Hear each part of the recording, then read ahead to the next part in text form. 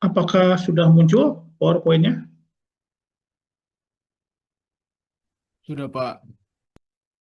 Baik, sebentar ya.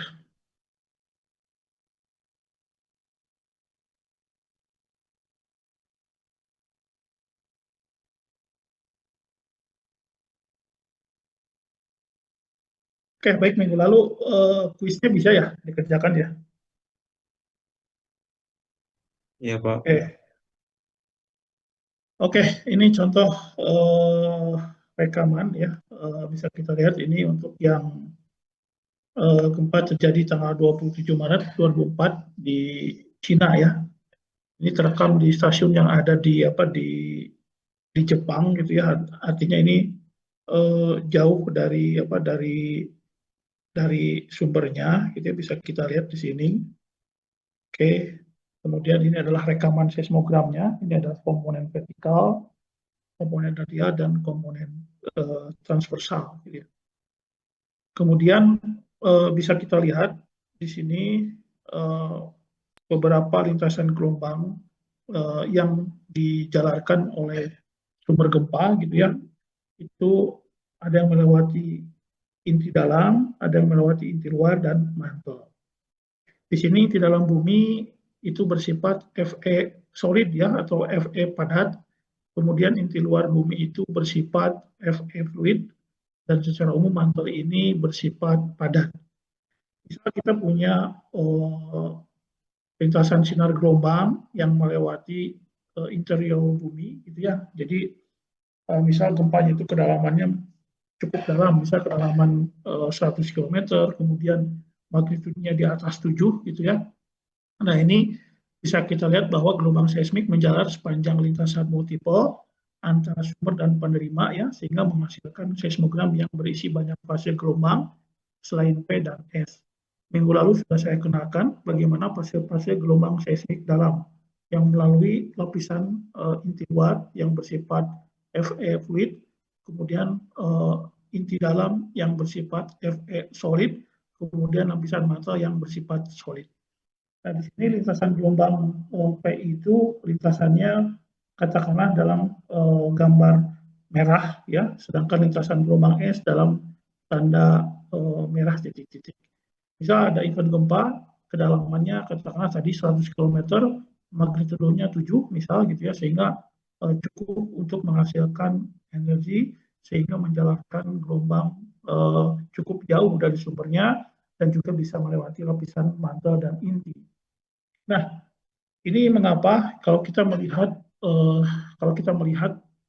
rekaman seismogram itu sangat kompleks gitu ya, karena memang rekaman seismogram itu melewati interbumi yang sangat heterogen. Ya, jadi kenapa kita bisa melihat rekaman seismogram itu ada bermacam-macam bentuk waveform gitu ya, karena memang ya di sini melewati beberapa lapisan yang berbeda. Nah, misal ini adalah lintasan sinar gelombang menuju permukaan, di sini gelombang P ya, karena garis merahnya tegas, kemudian dipantulkan satu kali di permukaan dengan jarak yang sama, maka di sini kita sebut P besar, P besar. Jadi P besar, P besar ini adalah fase gelombang yang melewati mantel, dipantulkan di permukaan satu kali, ya ini seperti ini. Ya, ini adalah P besar, P besar. Kemudian dipantulkan satu kali lagi gitu ya, ini menjadi P besar, P besar, P besar ya, 3 kali gitu ya. Ini adalah P besar, P besar, P besar 3 kali. Jadi ini adalah bagaimana gelombang permukaan gitu ya gelombang body merambat di permukaan gitu ya, dipantulkan di permukaan seperti ini. Ini P besar, P besar. Nah, tanda P besar, P besar, P besar ini artinya bahwa lintasan yang dipantulkan di permukaan itu panjangnya sama. Kemudian kalau ini adalah garis merah putus-putus, ini adalah untuk lintasan gelombang S. Ini misal naik ke permukaan, kemudian dipantulkan di permukaan satu kali, ini menjadi S besar ya, seperti ini. Ini gelombang S naik ke permukaan, dipantulkan satu kali, kemudian masuk lagi ke mantel, ya dipantulkan kembali menjadi S besar, S besar. Kalau dipantulkan satu kali lagi, ini menjadi triple S ya, S besar, S besar, S besar, ya 3 kali. Kemudian selanjutnya ini gelombang P naik ke permukaan, P kecil, P besar gitu ya. Ini gelombang P naik ke permukaan, P kecil, kemudian dipantulkan 1 kali menjadi P besar. Ini adalah P kecil, P besar. Kemudian ini adalah gelombang S yang naik ke permukaan, ini adalah gelombang S dipantulkan di permukaan, ini menjadi P, ini adalah S kecil, P besar ya. Jadi ada P kecil, P besar, kemudian juga ada S kecil, P besar. Nah, ini bisa terkonversi ya, gelombang S menjadi gelombang P di permukaan. Ini adalah S kecil, P besar, kalau yang ini adalah P kecil, P besar. Kemudian ini adalah gelombang S dari yang melewati mantel, kemudian bertemu dengan batas antara inti luar dengan mantel, kemudian dipantulkan 1 kali ke permukaan, ya ini menjadi SCS ya. Jadi C ini adalah lambang untuk fase gelombang yang dipantulkan di batas antara mantel dengan inti luar. Ya. Ini adalah SCS. Ya. Kemudian kalau ini adalah gelombang S yang tadi, yang dari sumber gelombang masuk ke mantel dari gempa ini, kemudian masuk ke inti luar akan berubah menjadi gelombang P. Karena inti luar itu kan bersifat Fe fluid ya, sehingga gelombang S tidak bisa lewat ke inti luar. Kemudian di inti luar ini gelombang S-nya terkonversi menjadi gelombang P. Gelombang P di inti luar ini lambangnya adalah K ya. Jadi ini adalah SK gitu ya. Kemudian masuk lagi ke mantel, ini K-nya menjadi S ya. Jadi ini adalah SKS. Jadi SKS ini kalau kita runut kembali itu adalah gelombang S yang melewati mantel, kemudian masuk ke inti luar menjadi P atau K, kemudian masuk lagi ke mantel menjadi S. Ini adalah SKS. Kemudian selanjutnya ini jika masuk ke mantel lagi tidak menjadi S tetapi menjadi K ya, menjadi P, sorry. Jadi K itu adalah gelombang P di inti luar, kemudian P itu adalah di mantel. Ini adalah SKP, ini seperti ini. Ini adalah SKP. Ya. Oke, jadi ada SKS, ada juga SKP. Kemudian ini yang dipantulkan di permukaan, SKP, kemudian menjadi ini apa? P, kemudian masuk lagi ke inti luar menjadi K, kemudian masuk lagi ke mantel menjadi P. Ya, jadi ini adalah SK, P, P, K, P. Ya, jadi ini adalah SK, P, P, K, P. Jadi ini panjang sekali lintasannya seperti ini. Ya, ini adalah S, K, ini adalah P, P, ya, ini adalah K, ini adalah P. Ini adalah S, K, P, P, K, P. Jadi lintasan gelombangnya yang cukup panjang gitu ya, SKK, PKP. Nah, bisa kita lihat adalah seperti ini. Ya, jadi sumber gelombang atau event gempa yang bisa menghasilkan fase gelombang dalam yang bersifat multifold itu harus mempunyai magnitud yang cukup kuat gitu ya, sehingga bisa menghasilkan gelombang dan berpropagasi masuk ke mantel dan juga masuk ke lapisan inti. Ya, jadi seperti ini. Oke. Kemudian ini yang dipantulkan di batas antara inti luar dengan mantel, ini adalah K, ini juga masuk ke mantel menjadi S lagi. Jadi kalau kita trace dari sini, ini adalah S, ini adalah K, dipantulkan lagi di dalam antara inti luar dengan mantel, K, kemudian masuk lagi ke mantel menjadi S. Jadi ini adalah SKKS. Ya, S, jadi kita runut lagi, ini S, ini K, ini adalah S. Ya, jadi ini adalah contoh-contoh dari fase-fase multiple yang melewati lapisan mantel, melewati masih lapisan inti luar, dan juga inti dalam. Nah, ini selanjutnya contoh S kecil P besar dipantulkan di permukaan, ini menjadi S gitu ya, karena lintasannya adalah titik-titik merah. Jadi ini adalah S kecil, P besar, S besar. Ya, ini kita naik ke atas, ini S kecil, ini adalah P besar, ini adalah S besar. Kemudian ini adalah yang diteruskan ya ke lapisan mantel. Ini adalah gelombang P, ya bisa kita lihat ini kalau kita runut ya. Ini adalah P, ini adalah K, ini adalah K, ini adalah S. Ya kita balik berarti S, SKKP. Kita lihat, benar ya, ini adalah SKKP. Untuk lintasan sinar gelombang ya dari sumber ke penerima. Kemudian selanjutnya ini adalah P kecil naik ke permukaan, mulai dipantulkan menjadi P yang masuk ke mantel tapi lintasannya lebih panjang, kemudian dipantulkan di batas antara inti luar dengan mantel. Kalau dipantulkan di batas antara inti luar dengan mantel, ini adalah tandanya C. Ya, berarti kita lihat ini apa nih fasenya? P kecil, P, C, P. Jadi ini P kecil naik ke permukaan kan lintasannya pendek, kemudian turun ke mantel ini P, kemudian dipantulkan di batas antara mantel dengan inti luar, itu adalah C, masuk lagi ke mantel ya, itu adalah P. Jadi ini adalah P kecil, P, C, P. Ya, oke. Sampai sini silakan kalau ada yang mau tanyakan.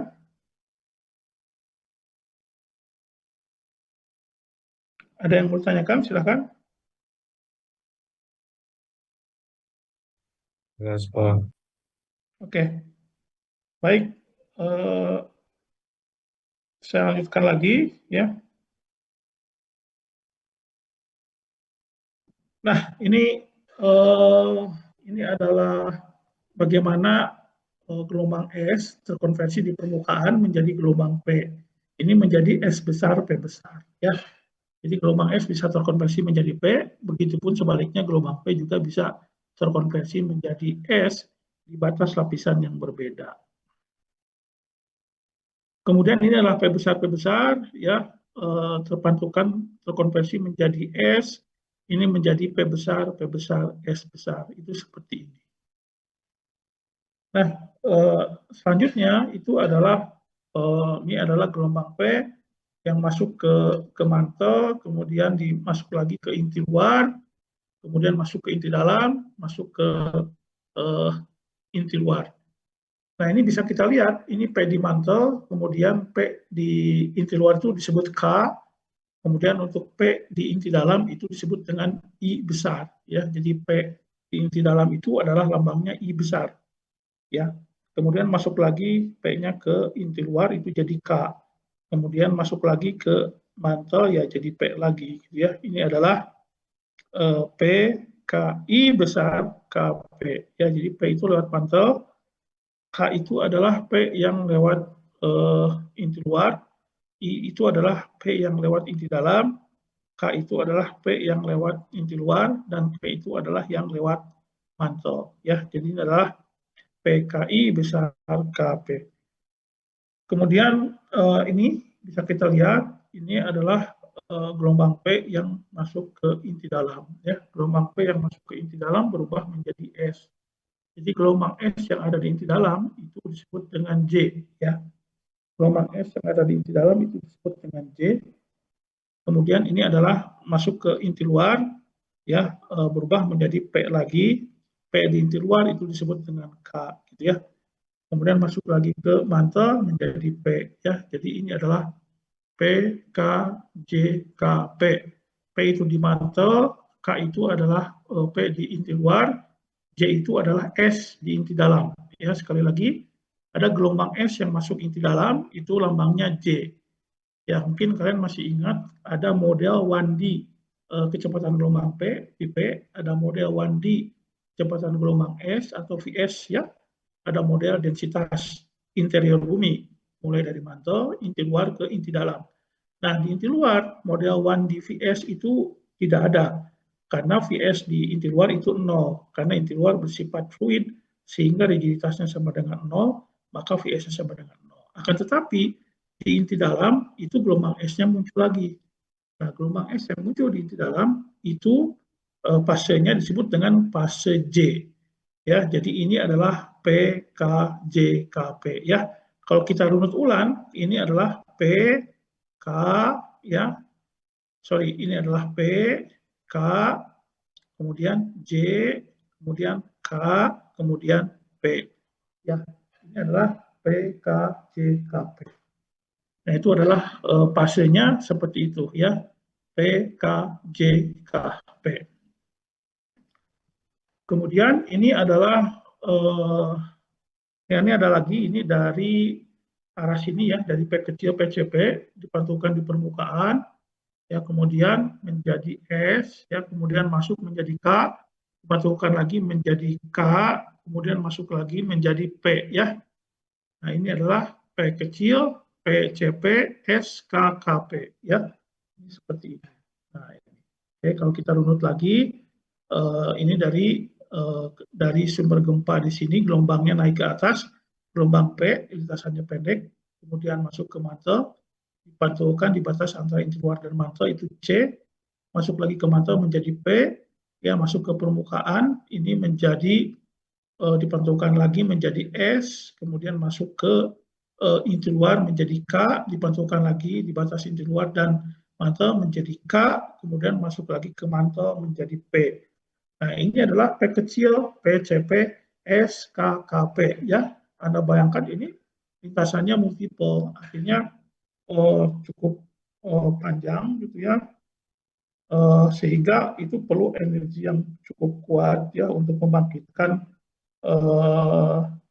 untuk membangkitkan gelombang seismik seperti itu.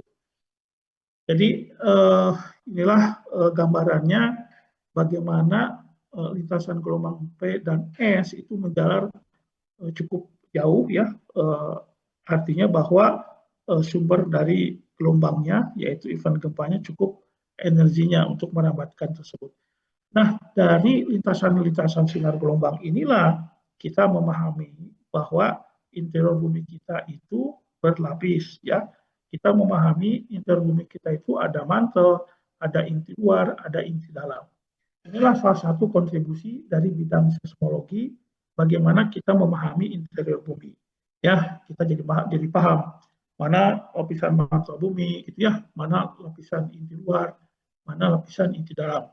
Mungkin kedepannya dengan memahami rekaman seismogram yang berasal dari gempa-gempa dalam dan cukup kuat gitu ya, mungkin kita bisa memahami atau mungkin bahkan generasi kalian bisa menemukan lagi, misal gitu ya, mungkin saja ternyata inti dalam ada layer lagi gitu ya, ternyata inti luar ada layer lagi atau lapisan lagi, ternyata inti mantel juga bisa jadi ada lapisan lagi. Jadi artinya bahwa ini bagaimana kontribusi dari seismologi ya dalam memahami interior kita.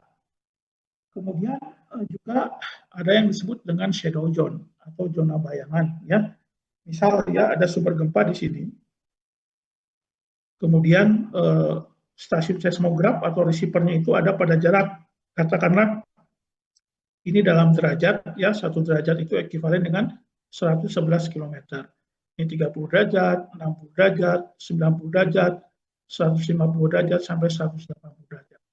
Nah, pada jarak epicenter 104 derajat di sini sampai dengan jarak 140 derajat di sini, itu tidak ada stasiun seismograf yang merekam gelombang langsung P. Ya, jadi karena mungkin kalau di sini lintasan sinar gelombangnya karena hanya melewati mantel ini ada gelombang langsung diterima di stasiun sini, ya seperti ini. Ini adalah gelombang langsung, ya seperti ini, gelombang langsung seperti ini, gelombang langsung seperti ini. Nah, ketika memasuki lapisan yang berbeda antara inti luar dengan mantel, nah di sini ada yang dipantulkan, ada yang diteruskan, gitu ya. Nah, sehingga di sini bisa kita lihat ada suatu area di mana stasiun tersebut tidak bisa merekam gelombang P secara langsung, ya. Nah, ini yang disebut dengan shadow zone atau zona bayangan, ya. Shadow zone atau zona bayangan adalah gelombang P tidak tercatat pada jarak epicenter 104 derajat sampai dengan 140 derajat. Ini berarti ada suatu material dengan kecepatan rendah yang kita kenal sebagai inti luar bumi. Ya, nah zona bayangan ini adalah zona dengan jarak epicenter 104 sampai dengan 140 derajat, di mana gelombang langsung P dan gelombang langsung S itu tidak terekam. Ya, nah ini yang membuktikan juga bahwa shadow zone ini membuktikan bahwa ternyata interior bumi kita berlapis gitu ya. Ada mantel, ada inti luar, dan juga ada inti dalam. Ya, nah inilah gambaran bagaimana kontribusi dari ilmu seismologi ya untuk memahami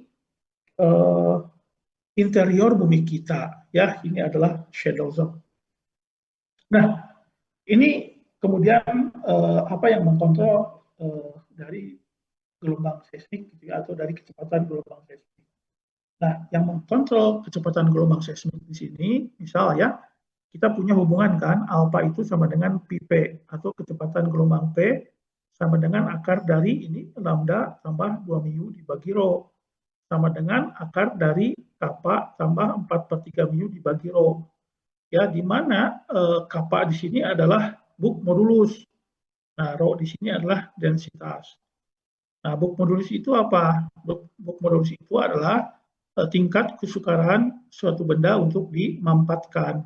Misal ya, kita punya ballpoint, atau Anda mungkin lagi duduk ya, ada meja. Coba Anda mampatkan meja itu. Coba Anda mampatkan ballpoint yang Anda pegang. Tentu itu akan sukar dimampatkan kan? Nah, kalau sukar dimampatkan berarti Book modulusnya nilainya atau kapaknya nilainya tinggi. Nah, sebaliknya jika benda tersebut mudah dimampatkan, misal adalah gas gitu ya, misal adalah uap. Gas itu kan dimasukkan ke tabung LPG, itu bisa dimampatkan kan. Nah, itu mudah gitu ya. Artinya bahwa semakin mudah dimampatkan maka nilai kapaknya ya, Book modulus ini dia akan turun nilainya gitu ya. Jadi kayak gas, uap itu kan mudah dimampatkan ya, sehingga kapaknya atau Book modulusnya, atau kita sebut juga incompressibility-nya, itu nilainya akan drop, itu nilainya akan turun ya. Nah, kemudian mu itu adalah rigiditas. Rigiditas itu adalah derajat kekakuan suatu benda ya. Misal air. Nah, air itu kan kalau kita simpan di suatu wadah, maka air itu akan mengikuti bentuk wadahnya. Artinya bahwa air itu tidak kaku. Sehingga derajat kekakuan air itu sama dengan 0 karena tidak kaku. Ya, kalau 0 rigiditasnya, maka di sini ada hubungan beta sama dengan Vs, atau kecepatan gelombang S kan sama dengan akar mu dibagi rho. Maka kalau fluida atau air, mu-nya sama dengan 0. Nah, kalau mu-nya sama dengan 0, maka P-nya, Ps-nya atau betanya, atau kecepatan gelombang S-nya akan sama dengan 0. Oleh karena itu, di inti luar bumi yang bersifat Fe fluid, maka rigiditasnya sama dengan 0. Maka Vs-nya sama dengan 0. Ya. Makanya tidak ada muncul model Vs di inti luar. Karena fluida itu bersifat apa itu, dia rigiditasnya sama dengan. Nah, kemudian untuk saya kira menarik ya kalau kita pelajari gitu ya di sini, apa itu PP, apa itu VS, karena Anda belajar geofisika 2-3 tahun lagi gitu ya, akan terus saya kira berhubungan dengan PP, akan berhubungan dengan VS gitu ya, rigiditas, kemudian kappa itu adalah inkompresibilitas, lambda ini adalah konstanta Lem ya, lambda ini konstanta Lem, rho ini adalah density. Ya, kalau density itu sama dengan rho sama dengan massa dibagi dengan volume gitu ya. Kalau density itu relatif konstan ya terhadap kedalaman. Nah, kira-kira gambarannya seperti ini gitu ya, kecepatan gelombang P dan juga kecepatan gelombang S ya, ada alpha dan juga beta, ada PP dan juga PS gitu ya. Seperti ini. Nah, kira-kira ini yang mengkontrol dari kecepatan gelombang seismik ya. Ada PP, ada VS, ada kappa, ada mu, dan ada rho ya, atau densitas. Ya. Nah, bisa kita lihat gambarannya seperti ini. Ini adalah faktor yang mengkontrol dari kecepatan gelombang seismik.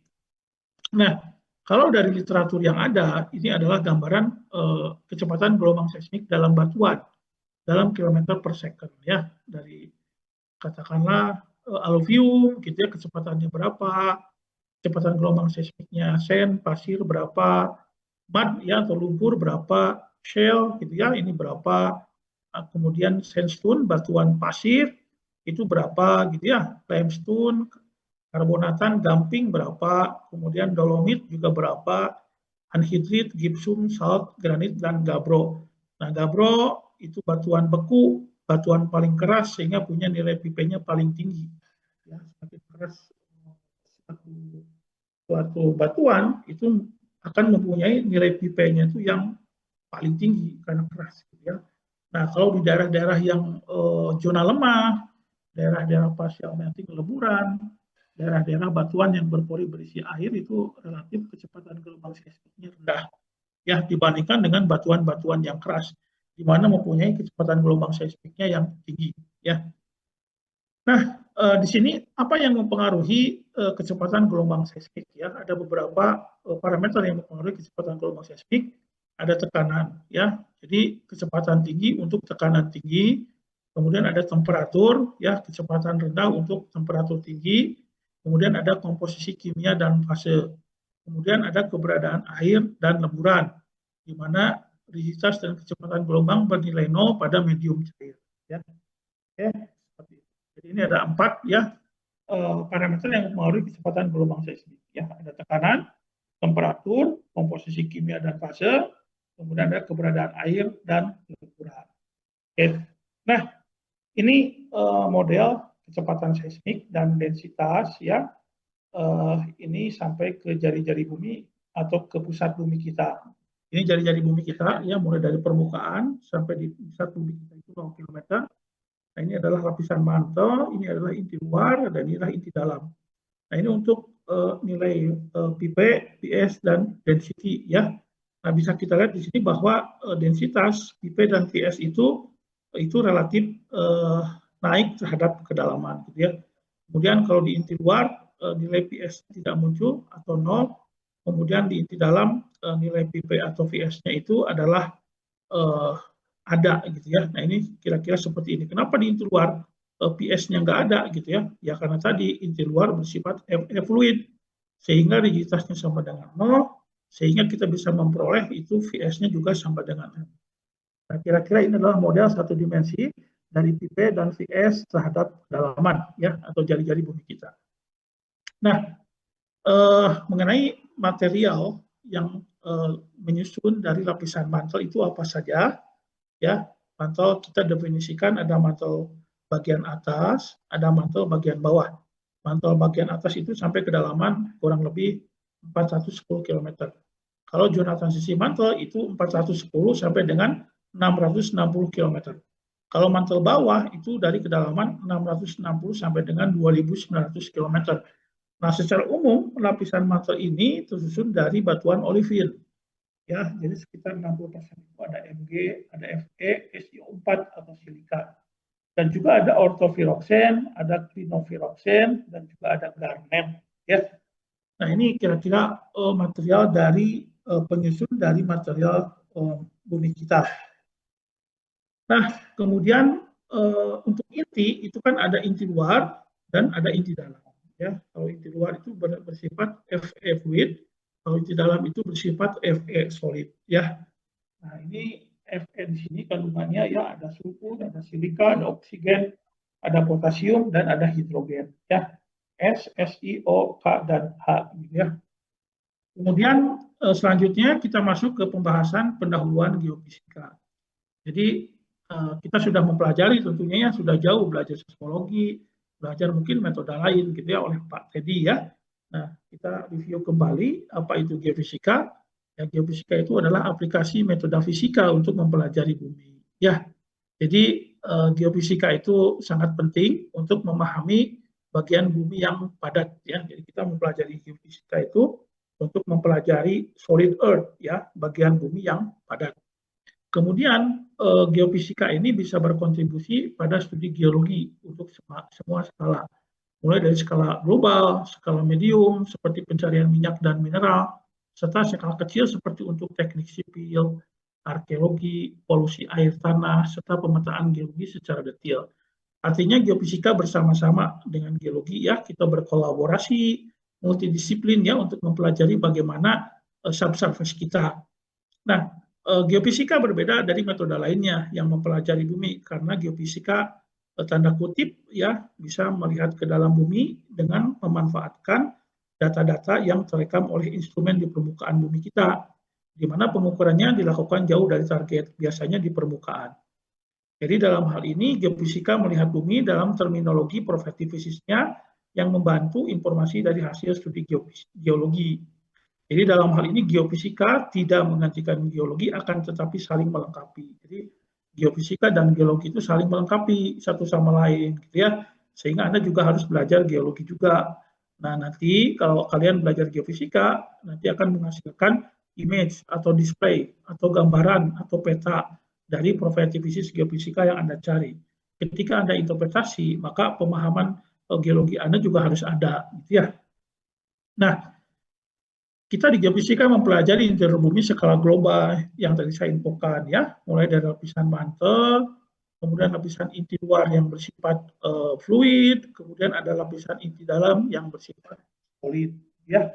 Nah, ini adalah interior bumi kita. Kemudian kita juga mempelajari skala kecil ya, ini untuk eksplorasi ya, misal eksplorasi migas ya, eksplorasi geotermal, eksplorasi mineral ya, dengan menggunakan metode-metode yang ada di geofisika. Nah, misal ini untuk skala kecil, ini misal kita punya sumber gelombang dari fibrosais dipancarkan, kemudian melewati medium bawah permukaan, gelombangnya ada yang dipantulkan, ada yang ditransmisikan, ada yang direfraksikan, ada gelombang langsung, kemudian direkam oleh penerima receiver. Kalau dalam hal ini kita sebut geofon, gitu ya. Nah, kita bisa lihat seperti ini. Keluarlah nanti pemrosesan data seismik yang Anda lakukan, keluarlah image seperti ini. Ini adalah penampang seismik, nanti bersama-sama dengan geologi, reservoir, perminyakan, gitu ya, bersama-sama menginterpretasi kira-kira di bawah permukaan ini apa. Ya, kemudian kalau kita di migas, kita mencari petroleum sistemnya seperti apa, trapnya di mana, reservoirnya di mana, sehingga kita tahu nanti ngebornya di mana dan pada kedalaman berapa. Ya, nah ini bagaimana geofisika kita berperan dalam memahami subsurface atau interior bumi kita. Nah, tahapan di geofisika secara umum ada akuisisi data, ada pemrosesan data, dan ada interpretasi data, gitu ya. Nah, akuisisi dan pemrosesan data, pengukuran data lapangan, ya.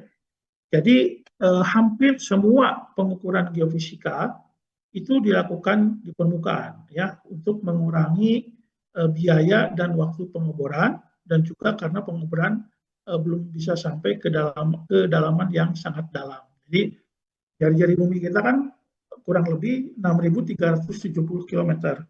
Nah, sampai saat ini belum ada teknologi pengeboran yang sampai ke kedalaman yang sangat dalam, gitu ya. Maka untuk membantu tersebut, salah satunya dari ilmu geofisika, bagaimana kita memahami bawah permukaan kita. Oleh karena itu, tahapan pertama setelah perencanaan yaitu melakukan survei geofisika atau akuisisi data, gitu ya. Dalam hal ini serangkaian pengukuran dengan menggunakan instrumen atau alat geofisika. Nah, seringkali pembacaan data oleh instrumen dilakukan sepanjang sejajar atau memotong target lapangan, ya. Nah, stasiun sendiri itu atau receiver sendiri adalah tempat pembacaan data lapangan, gitu ya. Nah, ketika hasil bacaan lapangan diplot, setelah proses perhitungan ini akan membentuk profil. Nah, profilnya seperti ini, ya. Misal ini adalah profil. Nah, pengukuran di lapangan bisa kita lihat, misal ini titik-titik hitam itu adalah titik-titik stasiun pengukuran. Nah, sedangkan ini adalah ada suatu sesar, misal patahan yang menjadi target kita. Jadi mengukur ini bisa memotong target lintasannya, ya ini lintasan 1 misal, gitu ya, atau sebut dengan traverse, atau ini adalah lintasan kedua, dan ini adalah lintasan ketiga. Jadi misal ini titik pengukuran, misal pengukuran gravity atau magnetik, gitu ya. Ini titik hitam ini di sini mengukur, pindah di sini mengukur, pindah mengukur, mengukur terus, gitu ya, memotong target. Ini lintasan juga sama, 2 mengukur, lintasan 1 juga sama, mengukur. Ini adalah memotong target kita, ya. Nah, gambarannya seperti itu. Nah, kemudian dari profil ini bisa kita lihat, kita bisa menghasilkan bacaan, gitu ya. Misalnya ini mengukur gravity ini, bacaan kita di titik tadi, ya. Ya kalau ini bawah permukaan adalah targetnya, katakanlah ini targetnya yang ini, ya. Kalau kita petakan, oh ini kira-kira seperti inilah di bawah permukaan.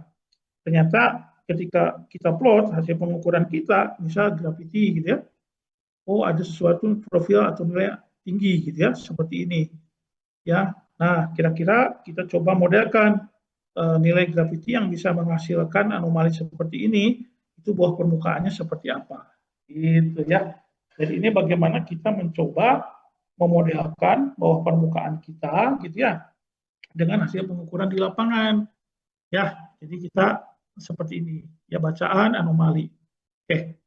Kemudian pada saat pengukuran di lapangan, jika body ya atau target atau fitur bawah permukaan yang akan dideteksi oleh survei bentuknya memanjang seperti urat-urat mineral gitu ya, sesar atau patahan, maka profil pengukuran yang baiknya itu melewatinya atau tegak lurus terhadap target kita atau terhadap strike ya. Kemudian beberapa profil pengukuran dilakukan paralel terhadap target untuk melihat sejauh mana bodi tersebut menyebar atau apakah ada perubahan dimensinya ya. Jika target tidak memanjang, khususnya jika bentuknya tidak beraturan, ini dibuat beberapa lintasan yang memotong target yang saling berdekatan satu sama lainnya. Stasiun akan membentuk array atau grid ya, di mana hasil pengukuran bisa dibuat kontur ya. Seperti ini ya. Oke. Kemudian itulah gambarannya kira-kira bagaimana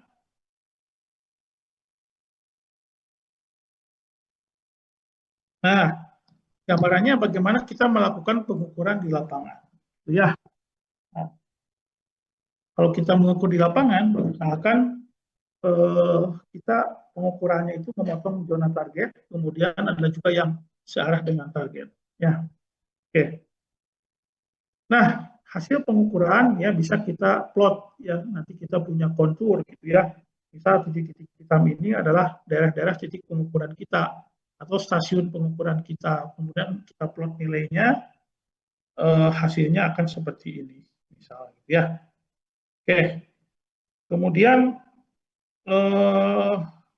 kita lanjut lagi gitu ya.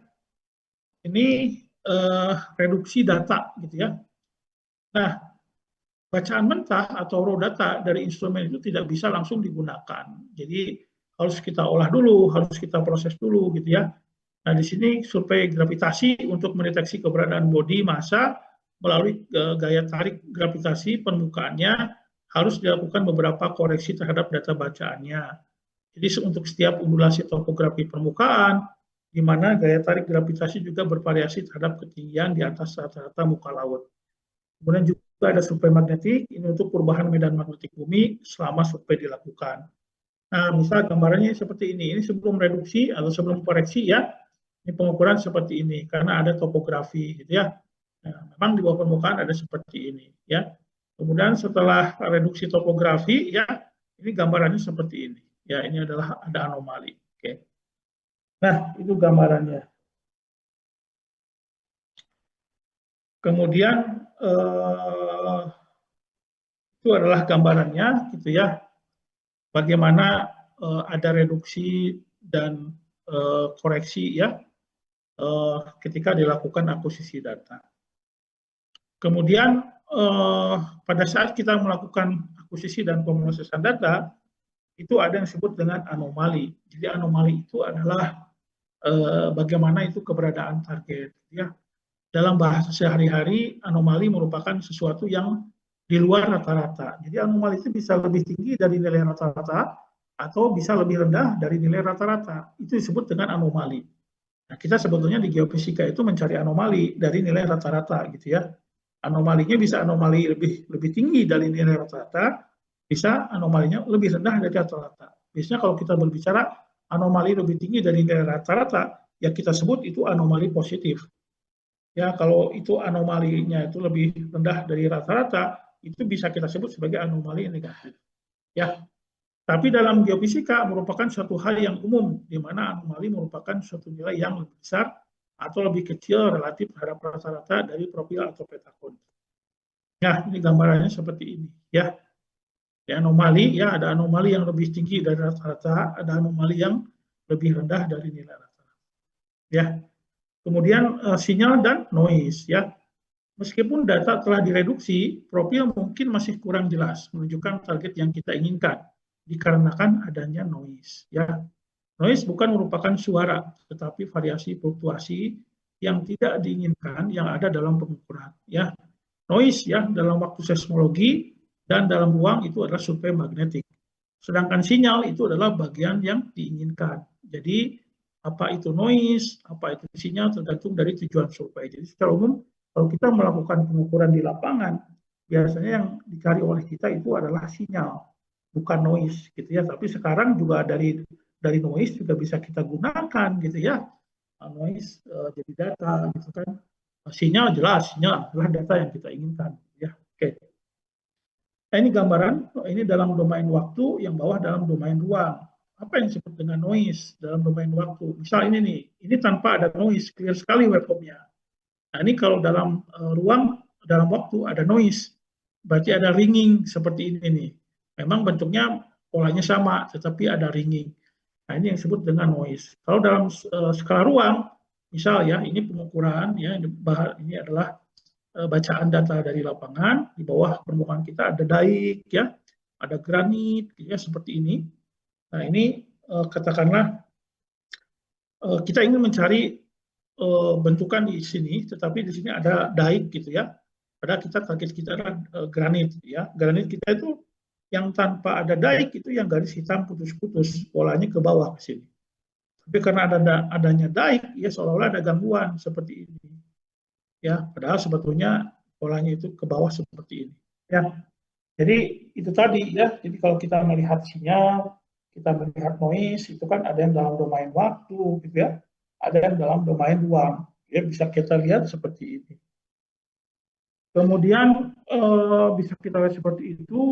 Kemudian salah satu metode yang umum untuk meningkatkan signal to noise ratio itu adalah pembacaan ulang dan pengambilan nilai rata-rata. Ya, jadi kalau kita mengukur di lapangan di satu titik, oh ternyata datanya kurang bagus nih, sinyalnya kurang bagus, maka kita bisa melakukan pengukuran ulang di titik tersebut. Tujuannya adalah untuk meningkatkan rasio sinyal terhadap noise. Jadi signal to noise rasionya tinggi, artinya bahwa sinyal tersebut bagus. Atau kalau kita ingin memperkuat noise, itu bisa menjumlahkan atau stacking ya. Stacking ini adalah penjumlahan beberapa bagian sinyal, di mana noise biasanya bersifat acak akan menghilang. Jadi hasil display akan lebih jelas dan meningkatkan signal to noise ratio. Jadi kalau sinyal, kalau dijumlahkan itu akan semakin kuat. Kalau noise dijumlahkan karena tidak koheren itu akan saling melemahkan. Jadi salah satu fungsi dari stacking itu adalah sebagai penjumlahan. Kalau itu sinyal, maka dia akan kuat sekali. Kalau itu adalah noise, maka ketika dijumlahkan itu akan saling melemahkan. Ya, jadi pemrosesan sinyal itu adalah metode untuk membuat sinyal yang diinginkan menjadi lebih jelas. Artinya di sini perlu proses matematis yang baik dan perlu persamaan matematis yang baik. Nah, kemudian di geofisika kita mengenal adanya namanya pemodelan. Ya, jadi pemodelan itu bagaimana memodelkan bawah permukaan bumi kita berdasarkan data-data yang terekam di instrumentasi geofisika. Nah, kalau anomali geofisika itu diukur di permukaan. Nah, model bawah permukaan itu nilai kalkulasi dari model dibandingkan dengan hasil pengukuran di lapangan untuk menguji apakah model tersebut cocok dengan apa yang kita amati. Maksudnya begini, ketika kita mengukur geofisika, misal metode graviti, magnetik, gitu ya, geolistrik atau seismik, di lapangan kita punya data. Nah, data itu disebut dengan data observasi. Nah, tetapi kita tidak tahu apa yang menghasilkan, bentuk apa di bawah permukaan yang bisa menghasilkan data observasi seperti ini. Maka kita coba membuat model untuk menghasilkan data kalkulasi. Jadi model kita itu diubah-ubah, menghasilkan data model kalkulasi, sehingga data kalkulasi ini menjadi fit terhadap data observasi. Jadi kalau beda antara observasi dengan kalkulasi semakin sedikit, berarti apa yang kita modelkan di bawah permukaan kita itu sudah mirip dengan apa yang ada sebenarnya di bawah permukaan. Ya, nanti Anda pelajari di geofisika. Itu ada yang namanya pemodelan ke depan, forward modeling. Ada juga yang namanya disebut pemodelan ke belakang atau inverse modeling, ya, atau inversi, ya. Ada inversi geofisika, ya, ada forward modeling, ada pemodelan ke depan, gitu ya. Nah, biasanya kalau di pemodelan ke depan kita mencoba beberapa model sehingga menghasilkan data kalkulasi yang fit dengan data observasi. Nah, sebaliknya kalau inverse modeling kita punya data di lapangan dengan data model kita itu dicocokkan sedemikian rupa sehingga menghasilkan model yang cocok ya. Nah, model biasanya di sini lebih sederhana dari kenyataannya gitu ya. Jadi sinyal yang teramati biasanya blur dibandingkan dengan target body. Yang kedua, karena noise dan error pada saat pengukuran akan mengakibatkan kesulitan untuk menentukan bentuk dan ukuran anomali tersebut. Yang ketiga, distribusi stasiun mungkin tidak cukup dekat gitu ya untuk menggambarkan gitu ya sinyal dan target secara detail. Hal ini disebut dengan resolusi yang kurang. Oke, jadi ada tiga poin ya yang bisa kita lakukan di sini. Oke, kemudian saya lanjut lagi. Nah, pemodelan tadi saya bilang ya. Jadi untuk mendeduksi target body, jadi untuk menginterpretasi lah target body itu ada dua cara. Ada inverse modeling atau pemodelan balik data menjadi model. Ini komputasi memerlukan waktu yang lama. Yang kedua adalah forward modeling atau pemodelan ke depan. Itu model menjadi data. Ini menebak model, menghitung nilai yang dihasilkan model tersebut, kemudian bandingkan dengan data pengamatan, dan kemudian modifikasi model sampai hasilnya tetap. Ya. Nah, kemudian ada interpretasi geologi, ya. Akhirnya model fisik harus diterjemahkan ke dalam terminologi geologi. Pada tahapan ini memerlukan semua informasi yang tersedia dari geologi, dari borehole, dan hasil survei geofisika lainnya. Kemudian display hasil survei dan pengolahan data ditampilkan dalam display yang bervariasi tipenya. Oke, ini kira-kira bagaimana menampilkan hasil dari pemrosesan data ya. Ini contouring, ini adalah isometric projection, ini adalah dalam bentuk volumetric ya, dalam bentuk kubus seperti ini. Oke, jadi summary-nya ya, data survei geofisika diperoleh dari pengukuran yang biasanya dilakukan sepanjang lintasan atau dalam bentuk grid. Data survei geofisika seringkali harus direduksi terlebih dahulu untuk menghilangkan efek yang tidak diinginkan atau untuk menghitung data ke dalam bentuk format yang diinginkan. Data akan mengandung sinyal yang diinginkan dan noise yang tidak diinginkan, meskipun sebagian akan tergantung dari informasi geologi, bagian mana yang akan dipecahkan. Ya. Pemodelan dilakukan untuk menentukan body physics atau struktur yang secara aproksimasi akan dihitung untuk data yang teramati. Dan model biasanya lebih sederhana dibandingkan dengan kenyataan. Pemodelan bisa dalam bentuk pemodelan ke depan, forward modeling, dan juga pemodelan balik atau inverse modeling. Oke, ini contoh gambaran ya ketika kuliah lapangan di teknik geofisika di kami di ITB. Saya kira juga di Unpad juga ada ya kuliah lapangan. Bagaimana kita mengimplementasikan teori-teori dari geofisika, kemudian kita mempelajari juga hasil-hasil pembelajaran geologi di lapangan ya. Jadi Kebumen ini, Karangsambung ini letaknya di Jawa Tengah ya.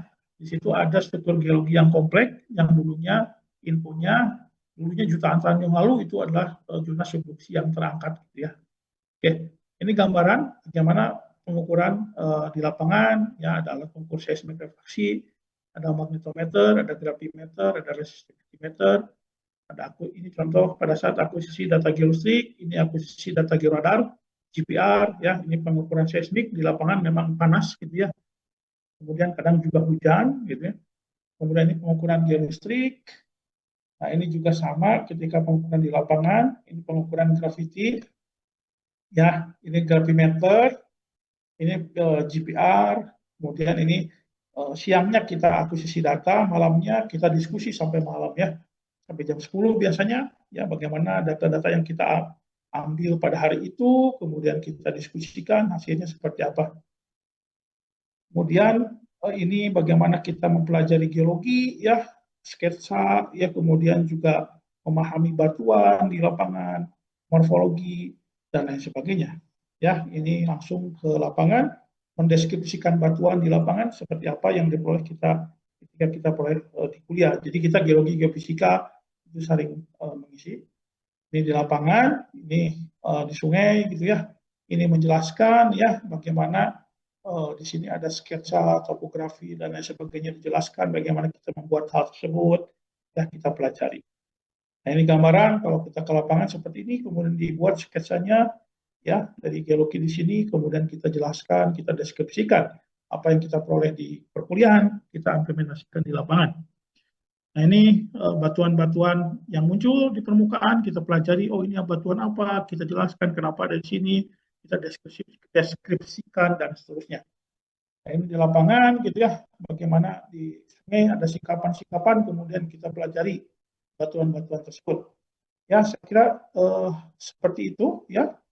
Untuk hari ini silakan kalau ada yang mau ditanyakan.